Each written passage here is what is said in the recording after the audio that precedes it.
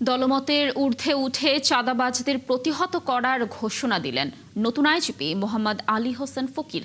Police সদর দপ্তরে সংবাদ সম্মেলনে তিনি আরও জানান, ঈদযাত্রায় মহাসড়কে ছিনতাই, ডাকাতি, চাঁদাবাজি ঠেকাতে সব ধরনের ব্যবস্থা নেওয়া হয়েছে।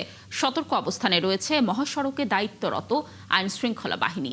ভারতে গ্রেফতার ওসমান হাদি হত্যার মাস্টারমাইন্ড ফয়সাল সহ দুজনকেই দ্রুত পররাষ্ট্র মন্ত্রণালয়ের মাধ্যমে দেশে ফিরিয়ে আনা হবে বলেও জানান পুলিশ মহাপরিদর্শক।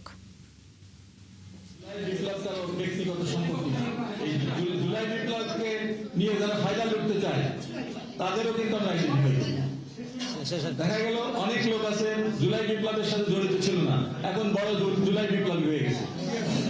যত রকমের পর্যন্ত ইন্টারিম গভর্নমেন্টের দাবি দেওয়া এর পিছনে এই জুলাই বিপ্লবকে মেলাইন করার জন্য, ধ্বংস করার জন্য আমাদের কোনো ভালো কাজই আমরা গ্রহণ করতে চাই না।